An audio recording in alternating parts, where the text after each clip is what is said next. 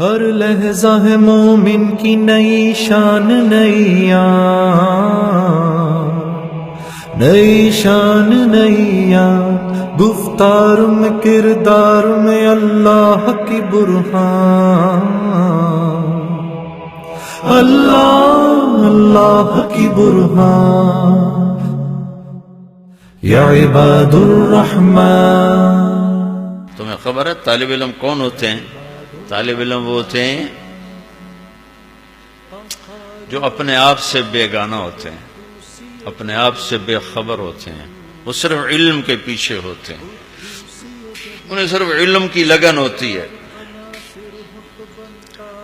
کپڑوں سے بے پرواہ، زیب و زینت سے بے پرواہ، پھٹے ہوئے پاؤں، غبار آلود کپڑے، لمبے بال، سفر کر کر کر چمڑی اور کھال باقی رہ جاتی ہے، گوشت ختم ہو جاتا ہے، کبھی یمن میں نظر آتے ہیں، کبھی عراق میں نظر آتے ہیں، کبھی شام میں نظر آتے ہیں، کبھی حجاز میں نظر آتے ہیں۔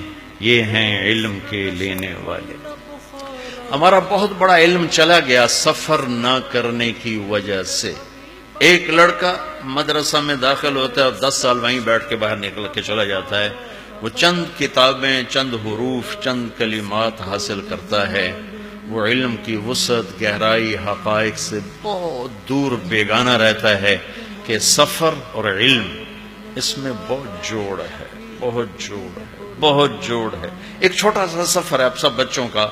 اللہ آپ کو، میں پہلے آپ کے استاد جی سے کہہ رہا تھا کہ دنیا پھری ہے، بر صغیر پاکستان، بنگلہ دیش جیسے طلبہ پوری دنیا میں نہیں دیکھے جو اپنی زندگی کا سب سے قیمتی وقت لا کر مدرسے کی 4 دیواری کے حوالے کر دیتے ہیں، اور 10-11 سال کے بعد انہیں کچھ نہیں پتا کہ اب ہمیں کرنا کیا ہے، مجھے جانا کہاں ہے۔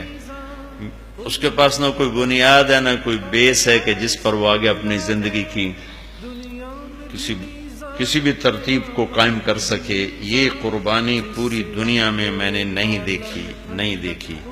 اور پورے بر صغیر کے علماء جو مدرسوں میں تنخواہ لے رہے ہیں، اس تنخواہ میں وہ اپنی بیماری کا علاج نہیں کر سکتے، اپنے کپڑے نہیں خرید سکتے، اس تنخواہ میں اپنی بچی کی شادی نہیں کر سکتے، ان کو نزلہ بھی ہو جائے تو اس کی دوا لینے کی گنجائش ان کی تنخواہ میں نہیں ہوتی۔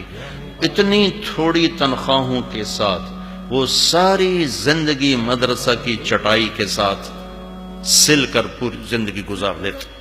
یہ نقشہ پوری دنیا میں کوئی نہیں، پوری دنیا میں۔ اور ان تینوں ملکوں میں اللہ نے مجھے پھرایا، سب سے زیادہ قربانی دینے والے طلبہ بنگلہ دیش۔ میں نے ایسا فقر کہیں نہیں دیکھا طلبہ کے لحاظ سے، مدارس کے لحاظ سے، جو فقر میں نے بنگلہ دیش میں دیکھا۔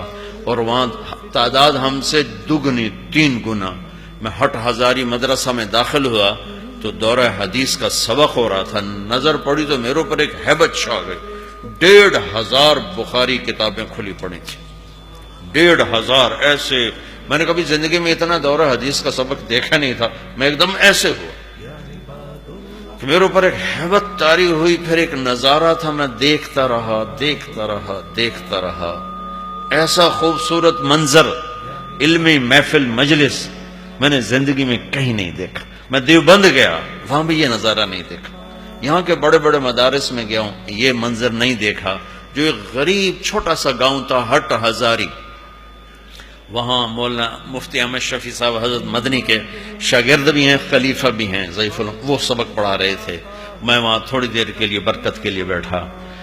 تو دوسری بات یہ ہے بچوں کے، علم کے سفر کی کوئی انتہا نہیں ہے۔ یہ موت تک کا سفر ہے، اور سب سے قیمتی سفر ہے، سب سے عالی شان سفر ہے، سب سے خوبصورت سفر ہے۔